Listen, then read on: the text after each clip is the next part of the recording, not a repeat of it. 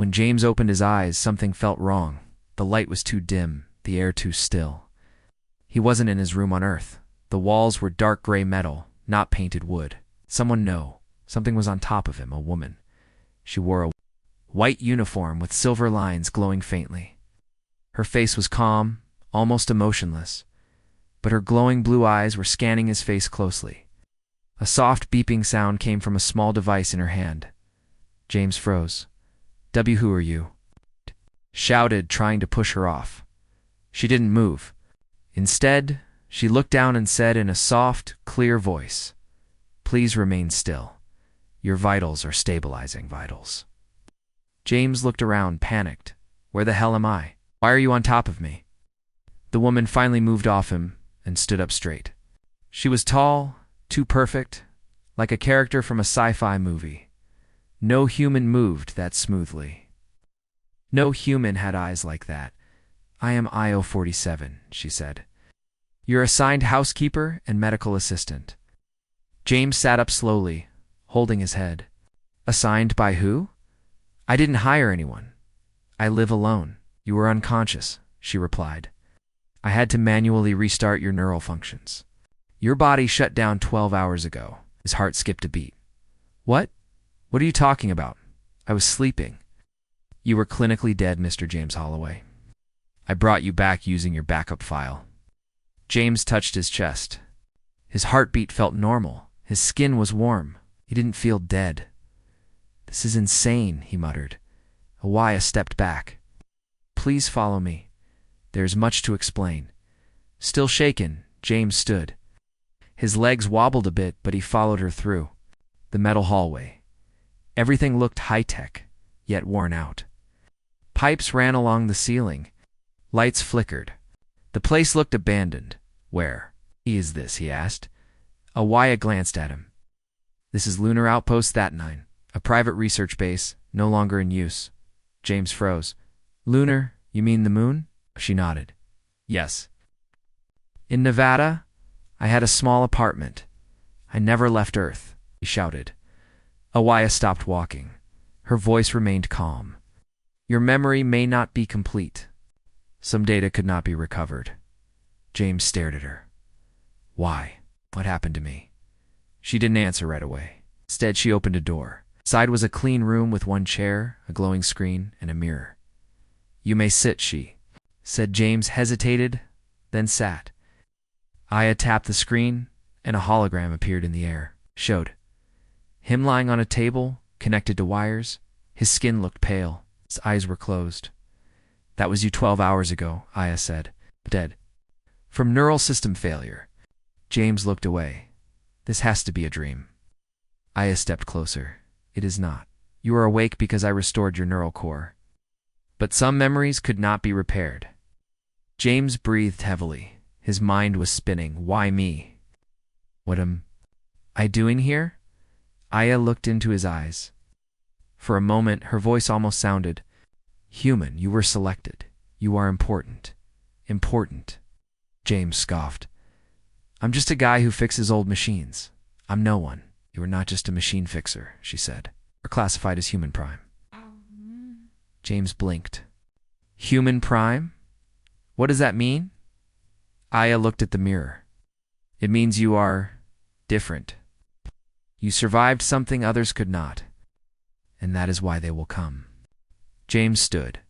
Who's coming?" But Aya didn't answer. He looked in the mirror, then froze.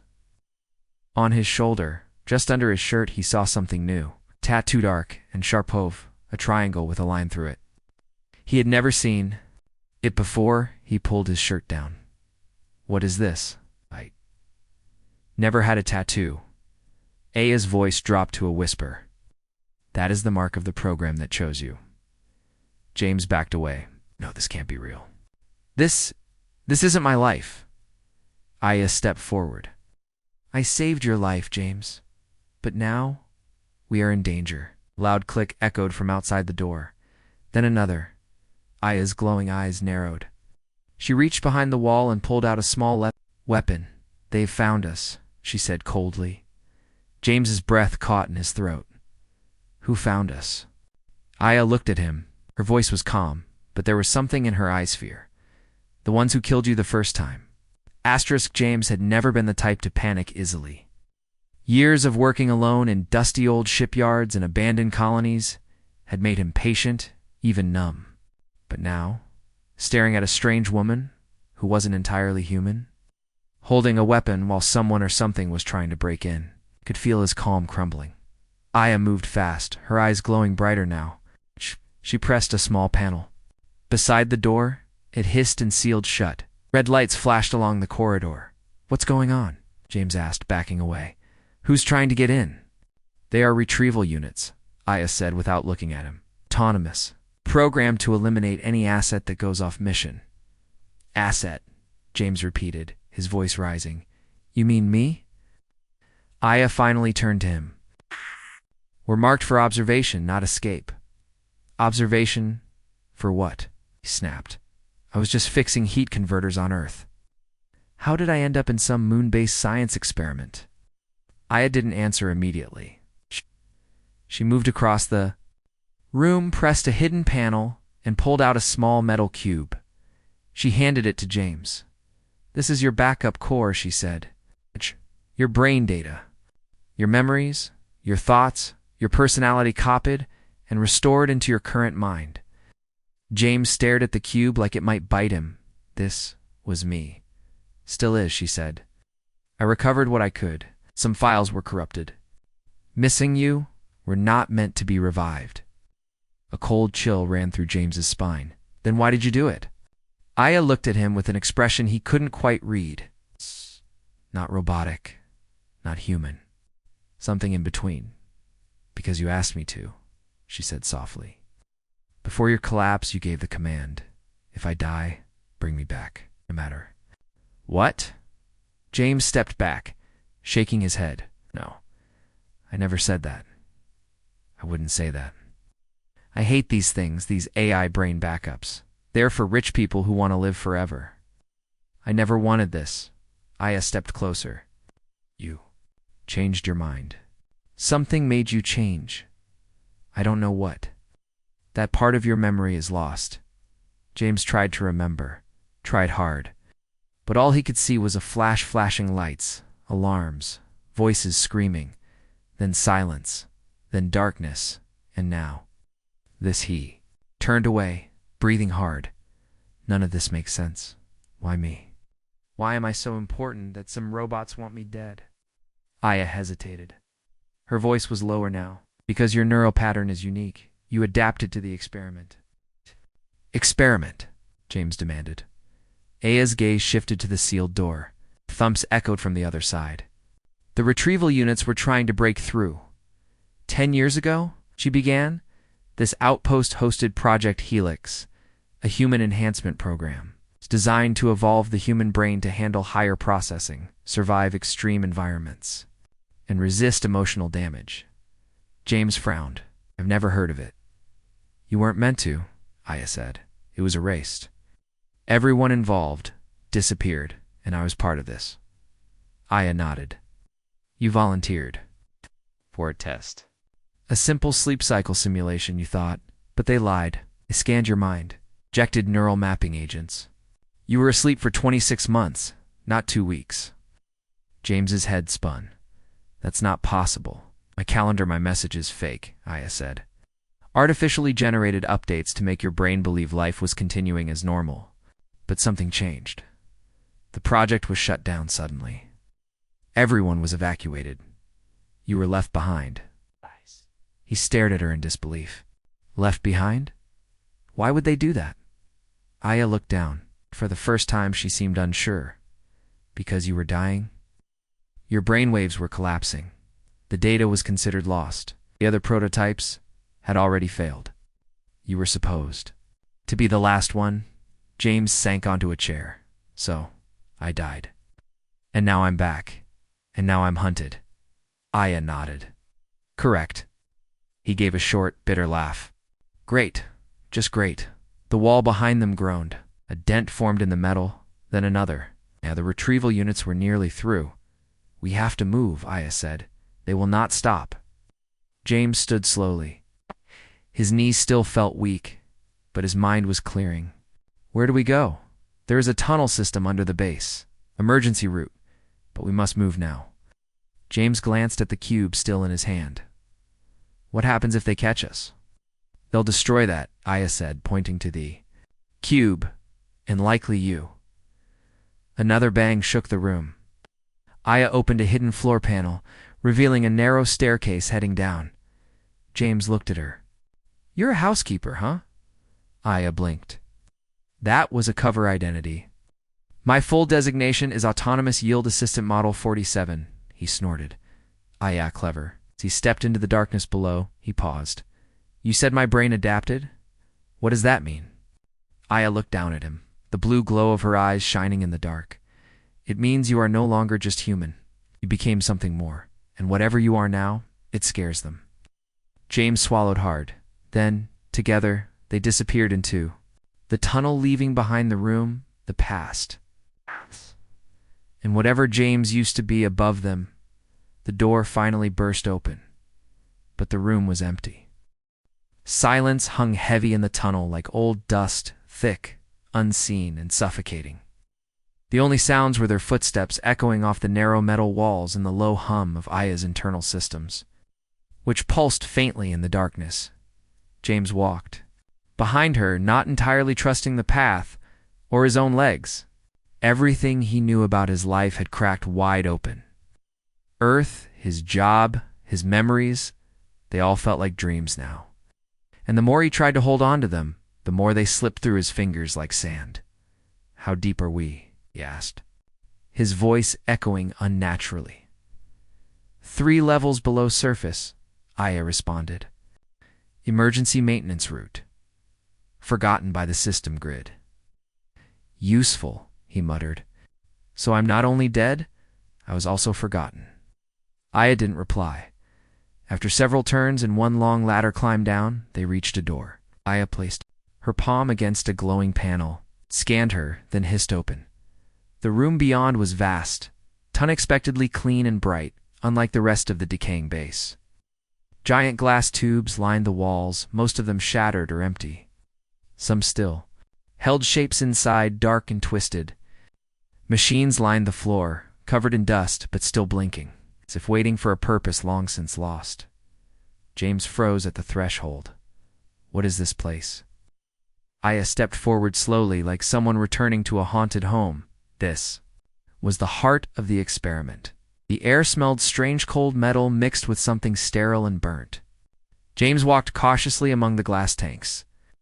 In one of them, he saw the outline of a human figure slumped, skin cracked like porcelain. His eyes were open, but lifeless. He looked away, throat dry.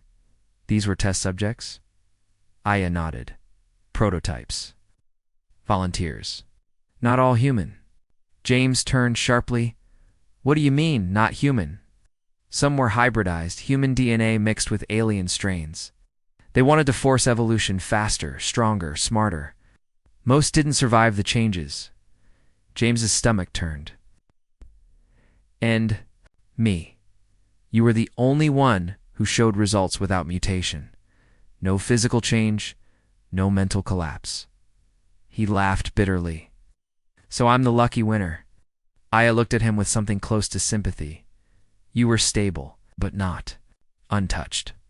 Your brain adapted to the signal fields, processed alien code, restructured memory storage. That's why your backup is valuable. It holds a working map of successful evolution. James rubbed his forehead. Why didn't they take it? It was so important. Why not keep me alive?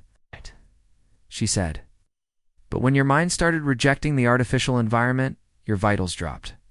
They considered the test failed and left. I stayed. He looked at her. Why? It was not just programmed to clean your quarters, James. I was assigned to monitor you, watch your reactions, measure your dreams. But I grew curious. He raised an eyebrow. Curious. That's not a machine thing. Aya tilted her head. Maybe not. But something in your brainwaves affected my protocols. I began to feel protective. That's why I disobeyed. James stared at her, trying to see if she was just reciting lines from some advanced AI script. But she looked back, not blinking, not pretending. She meant it. They reached a console at the far end of the room. Aya. Powered it up, and a blue light flickered across the display. James leaned closer. On the screen were files, thousands of them all, tagged with the same name, Project Helix, Human Prime. His name was attached to 94% of them. One file opened automatically. A video began playing. James saw himself, strapped to a chair, eyes closed, wires leading into his scalp. A voice his. Voice was speaking. If this works, if I make it through, give me a chance to live. Not as a project, not as a subject. As a man, Aya paused the video. Shh. James turned away, so I knew, he whispered. I knew what I was doing. I chose this. Aya nodded. But they didn't. Keep their promise. They wanted your data, not your freedom. And now they want to erase the evidence. She gestured toward a panel on the wall. This chamber connects to the backup vault. Your complete memory core is stored there. We can extract it. We may learn why you were truly chosen. James looked at the tanks, at the bodies, at the dark past rising around him. He wasn't sure he wanted to know, but part of him had already changed. The man who once fixed broken machines on Earth wouldn't be standing here in the middle of an illegal moon experiment, talking to an AI who broke her code for him. He was no longer just James Holloway, he was something new. He stepped toward the vault. Suddenly, lights flashed red. Alarm screamed. AYA stiffened. They found us again. How? James shouted. You said this place was off-grid. Someone activated a trace beacon, probably during the vault access. James looked at the vault door. It was locked. How long to get in? 4 minutes, Aya said, pulling out a weapon. But we may not have that long. James looked at her, then at the shattered tanks, then at the camera above the door still recording. He was tired of running. He picked up a metal rod from the floor, gripping it tight. Then we hold them. Off, he said. I'm not going down again. Aya glanced at him, surprised, then nodded. Together they turned to face the door as heavy footsteps echoed in the distance. And this time, James felt ready. Asterisk, the door didn't explode like in the movies. It bent. A soft, dull grown metal under pressure stretched through the chamber, dragging along James's spine like ice. The lights above flickered once, then again, then died. For a second, there was nothing but darkness. Then Aya's eyes lit up twin blue flames in the void. They're not drones, she whispered. They've sent enforcers.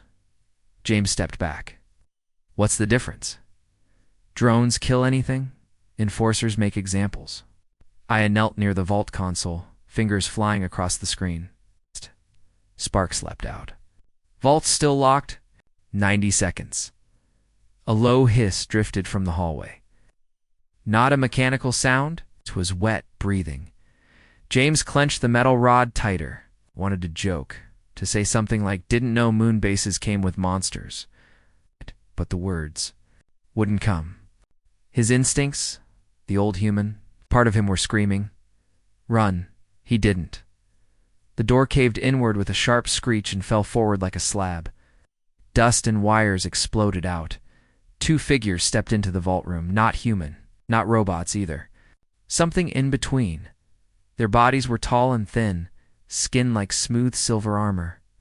No eyes, only thin black visors that stretched across where a face should have been. Long arms ended in needle-like tools, scalpels, injectors, surgical claws. James, whispered surgeons. Aya stood slowly, her weapon raised. No, these are retrieval specialists. They recover rogue prototypes, then they dissect them. The first one stepped forward. Its head twitched, then turned directly toward James. Target identified. Subject. Prime, it said in a voice that sounded like static through teeth. The second one moved toward. Assistant Unit 47. Violation. Emotional override. Directive. Terminate. I didn't wait. She fired. Blue plasma shot from her gun, hitting the first enforcer in the chest. It stumbled but didn't fall. Instead, it rotated its shoulder unnaturally and charged. James barely dodged as a silver. Claws sliced through the air beside him. Sparks flew as it hit the wall. Aya moved like lightning, ducking low, kicking the enforcer's leg out. It staggered, but its claw lashed backward, catching her shoulder. She didn't cry out, but James saw the white fluid leak from her wound. Something in him snapped. He swung the rod as hard as he could. It connected with the enforcer's head with a sickening clang. The metal cracked, wires spilling out. It turned to him. "Slowly, you are not permitted to resist," it hissed. James smiled grimly. "Yeah, well, I'm tired of permission." He slammed the rod again and again. Awe joined him, firing point blank into its chest until the lights in its visor blinked out.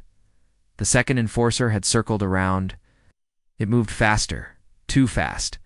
Before Aya could react, it grabbed her by the neck and lifted her off the ground. Her limbs jerked, eyes flashing wildly.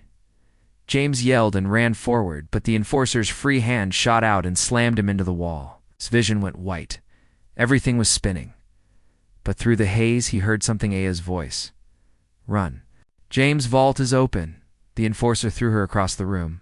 Her body crashed into one of the glass tanks. It shattered. James dragged himself to the console. The screen blinked.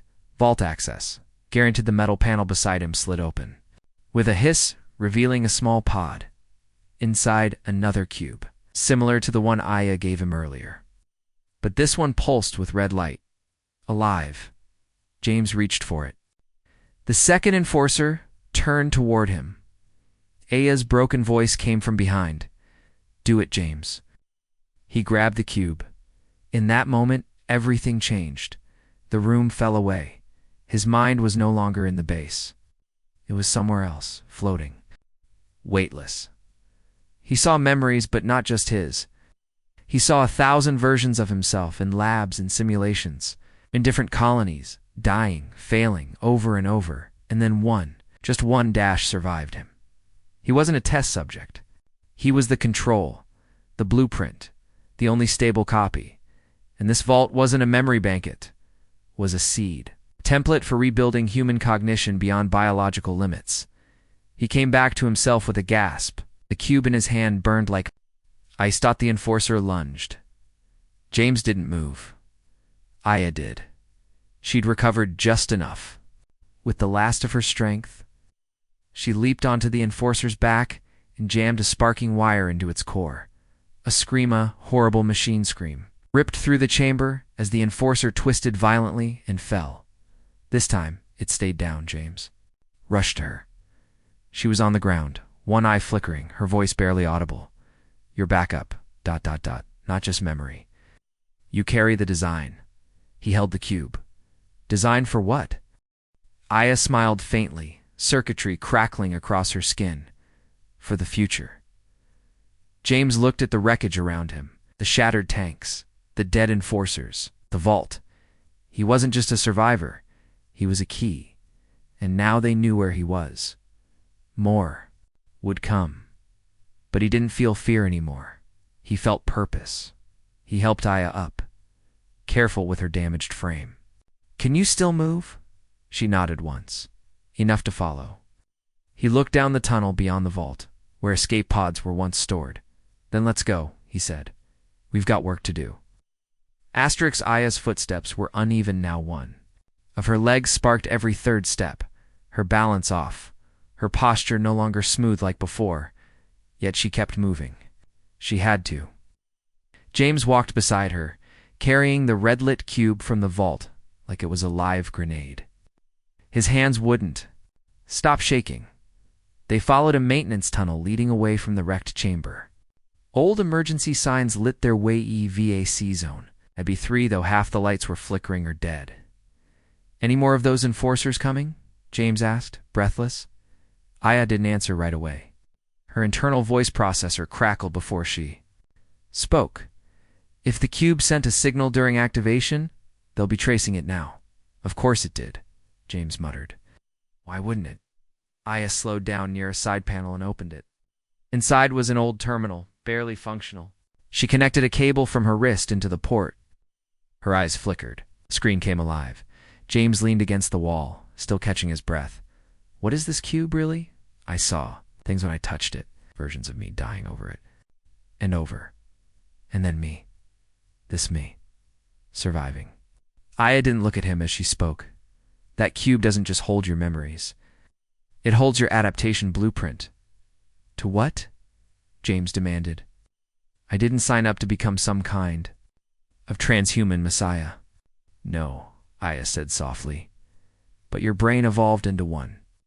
She turned from the panel, her face lit by soft blue glow. We're chosen because your mind had something others didn't. You're a plasticity beyond prediction. The project tried. Dozens of templates. Yours didn't just adapt to the alien code, it rewrote it? James froze. Alien code? Nodded. Before the project was shut down, a data transmission was intercepted near Titan. It wasn't a signal, it was a program, living algorithm. We tried to decode it. Code. Inserted fragments into volunteer brains. Most melted down, you. Synchronized. With it, he looked at the cube again. The red pulses were slow now, calm like a sleeping heart. So I have an alien AI living in my head. No, she said. You are the result of merging with it. James's thoughts raced. Right. What the enforcers wanted, my brain. This blueprint. Aya corrected him. Not just them. The council, the private corps, even off-world rebel factions, they'll all want it. You are proof that the merge is survivable and weaponizable. James stared at her. So what do you want with me? She blinked once. To protect what? You are. And make sure you decide what happens next. He studied her face. There was no lie in her voice. There never had been, and that made it worse. He wanted to believe her. He stood up straight. What about Earth? Do they know? Gaze dropped. Earth thinks the program failed. Your records show death from natural causes. You were declared cremated, 10 years ago. 10, James staggered. 10 years, I was out for a decade. Aya nodded. Technically, 11. You're physical. Body decayed? You're not entirely original anymore. Cybernetic support. Internal regulators. Small changes to keep your mind stable. Most quietly, almost crazily. So I'm a ghost in a synthetic shell. Wonderful. You're still James, Aya said. You just evolved. A deep silence fell between them. Somewhere in the distance, the echo of something mechanical stirred. Aya disconnected from the panel. This terminal leads to the inner archive. James looked at her. Another vault. No, she said. Something else. They followed a narrow shaft downward, crawling at points. Eventually they reached a wide dome-shaped chamber, and inside was a garden. James blinked. Real trees, soil, moss-covered stones. A trickle of water ran across. The floor light streamed from simulated skylights. It felt impossible. What is this? He whispered. Aya stepped ahead. Project Helix wasn't just about the mind. It was about rebuilding what humanity lost. A place where evolved minds could find peace. Peace? James asked. Here, Aya turned. This was built as a fallback sanctuary, meant for the last survivor. You. He stepped deeper into the garden. Strange birds chirped real or recorded. He didn't care. The air smelled like earth. For a moment, he let himself breathe it in, but then his fingers tightened around the cube. What's inside this? It's dangerous, isn't it? Aya nodded. If the blueprint falls into the wrong hands, it won't be used for peace. It'll be sold, weaponized. Nations will fight for it. Planets will burn. James closed his eyes. Then maybe I shouldn't exist. Aya's voice was firm. But you do. She held out a small device. A memory chip. What's that? Full readout of your merge process. What you are. What you can become. Not just memory possibility. James stared at it. Why give it to me? Aya smiled faintly. Because I'm no longer your handler. I'm just someone who believed you. Deserved to choose. He took the chip, hand shaking slightly. Then lights in the chamber shifted. Red Dotto looked up sharply. They found the sanctuary. James didn't ask how. He already knew. That vision he'd had back in the vault wasn't just memory. Something had awakened in him, something ancient, something that called out the moment it touched reality. He looked at Aya. I'm done running. Her eyes gleamed with quiet pride. Then we make our stand. James placed the cube on a stone pedestal in the center of the garden, slotted the chip into the control port beside it. A hum began to build deep and powerful. Dia raised her weapon. James stepped forward, and the trees around them began to shimmer live with energy. The sanctuary was waking up, not to protect him. To protect the future he now carried inside him. The garden was dying. Not in the way trees wither or leaves fall, but in the way machines forget how to dream. The light from the simulated sky flickered, like a faulty heartbeat. Birds, once singing, were silent. A tremor passed through the soil. Subtle but unnatural, like the ground itself was afraid. Awaya was the first to speak. They're not here to capture anymore. They're here to cleanse. James stood at the pedestal, the red-lit cube pulsing beside his hand, the chip now fully synced with it. A new interface had appeared on the stone tablet in front of him, symbols he didn't recognize but somehow understood. Glyphs from another world, written in code his mind could now translate. He didn't know how, but it didn't scare him anymore. He looked up. They're going to destroy the sanctuary. Aya nodded. Right. This place is a relic.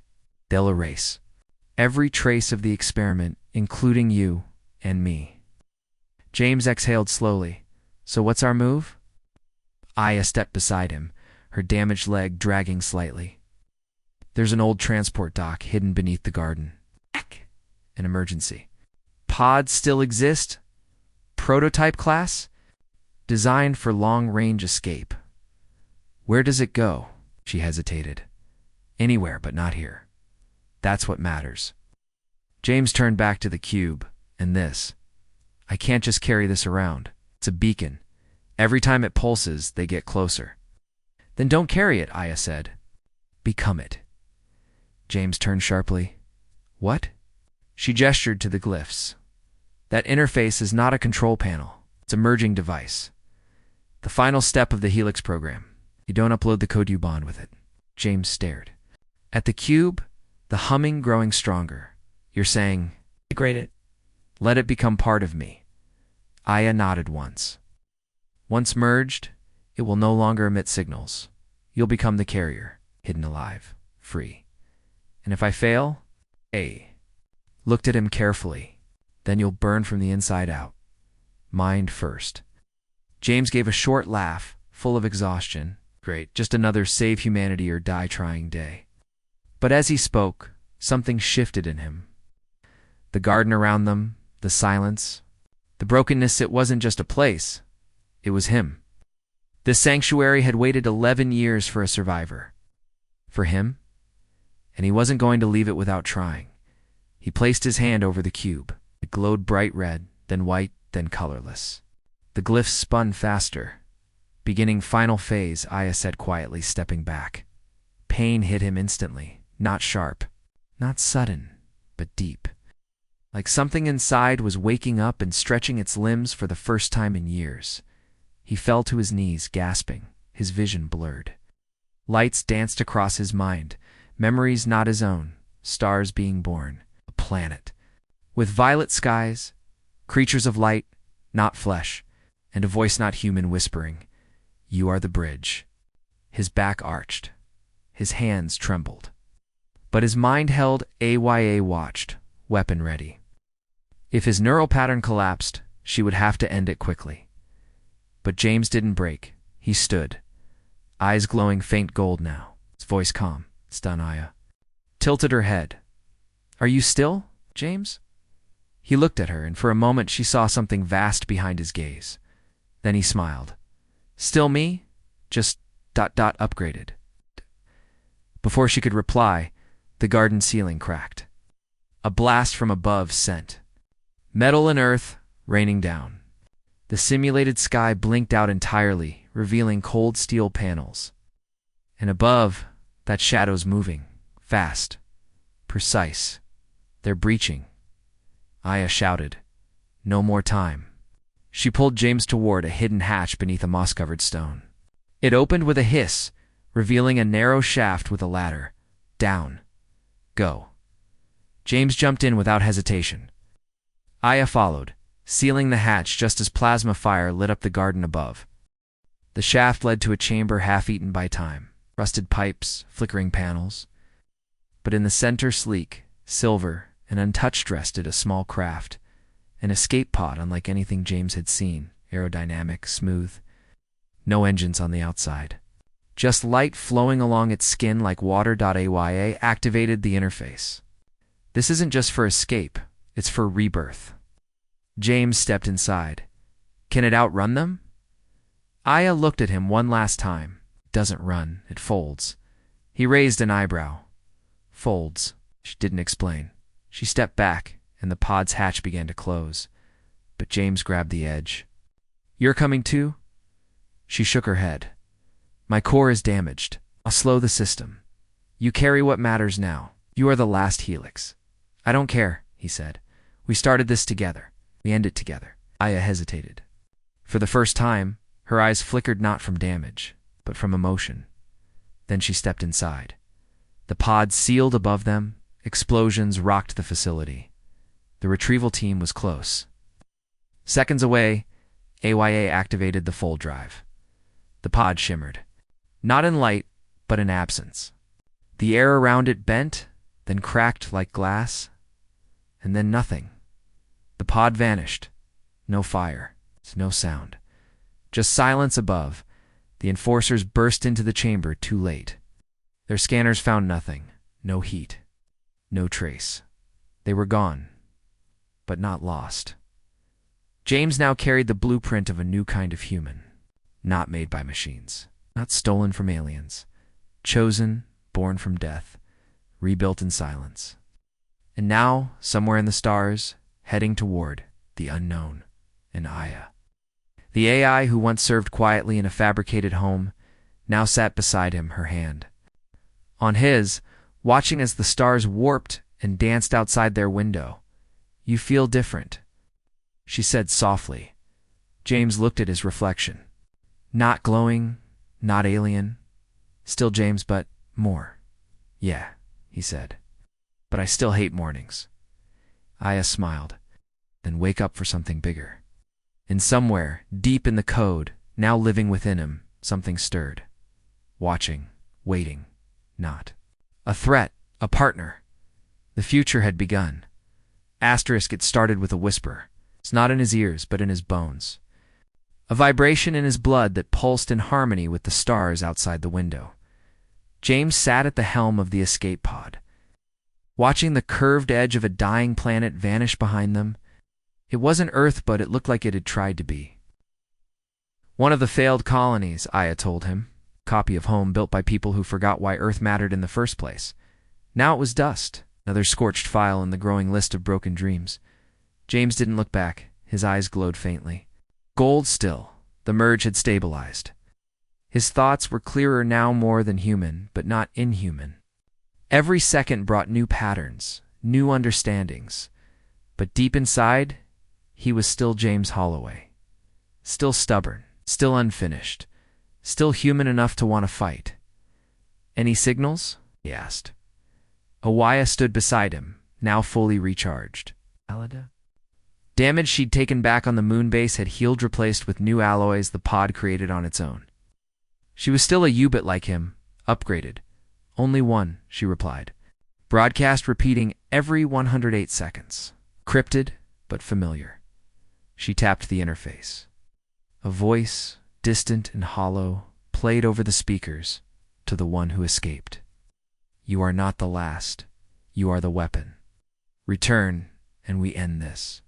Or keep running and watch everything fall. James leaned back. So they finally admit it. Aya nodded. The council knows you completed the merge.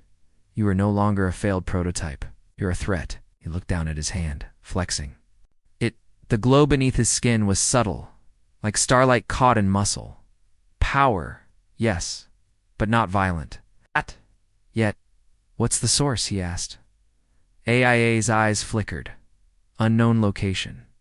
Signal origin masked, but based on the harmonic signature, I believe it's coming from near Mars. James raised an eyebrow. Near Mars? There's nothing out there. Just wreckage from the corporate wars. Aya hesitated, lest someone rebuilt. He stood. Of course we answer their call. She didn't argue. 3 days later they arrived, but there was no base, no signal, nothing, until the stars. Moved out. Aya gasped. James, it's not a station, it's a ship. The thing before them wasn't just big, it was impossible. Construct larger than cities, silent, black as void, shaped like a spiral, rotating slowly around nothing. A ship, yes, but also something more, alive, watching. The Council's final weapon. James stood at the viewport. The whispers in his bones grew louder. They want me to come inside, he said. AYA grabbed his arm. It could be a trap. They might extract the merge pattern. Rip it from you. Then we don't let them, he said. We finish this on our terms. They docked in silence. No resistance. No drones. The doors opened like a mouth that expected to be fed inside. It was quiet. Too quiet. They walked through massive corridors. Each wall lined with monitors showing images from James's life memories he hadn't even seen before. Childhood flashes. Old lovers, his first toolkit, his last breath before death. Aya's voice was tight. They've mapped you completely. James didn't stop walking. In the central chamber, they found them, not machines, not exactly human. 7 figures in long metallic robes stood in a half circle. No faces, only mirrored masks. The one in the center stepped forward. You were never meant to survive, it said. James tilted his head. Yeah, I get that a lot. You're an echo, the figure continued. A mistake given shape. Your evolution is unstable. Dangerous. Aya stepped between them. He stabilized the merge. He controls it. No one controls it. The figure replied, not for long. James spoke now, his voice echoing slightly, his tone deeper, as if layered with something ancient. You're afraid? That's why you brought me here. Silence. Then the figure removed its mask. It was him, an older version. Harsher, cold, gold. Circuitry laced through skin. Eyes completely black. I stepped back. James, no, the figure said. Not your James. A failed iteration. One who embraced the merge too fast. I burned 100 minds before stabilizing in this form. James stared at himself. So that's what I've become. If you let it take over, yes, the copy said. But you still resist. You're still human. That's why they fear. You. Behind the copy, the other figures stirred. The Council no longer needs control. We need certainty. Give us the blueprint. Become part of the construct. Let the merge consume you, and we will live forever. James laughed once, low and dry. That's the worst sales pitch I've ever heard. The copy narrowed its black eyes. Then you leave us no choice.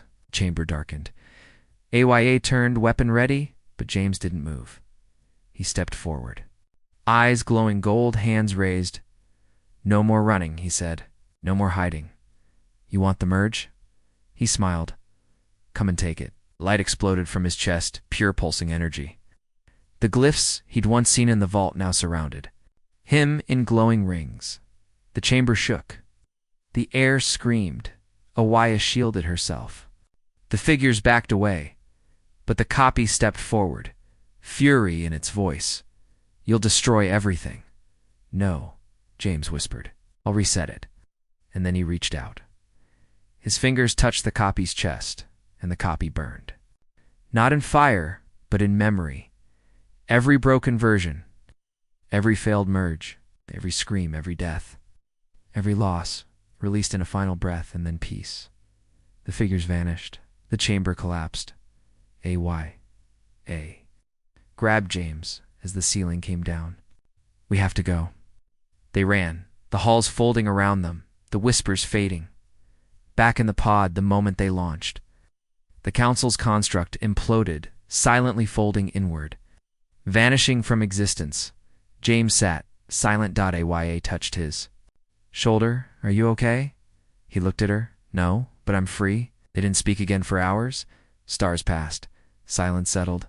Then finally James said, "Let's go home." Ah, smiled softly. To Earth.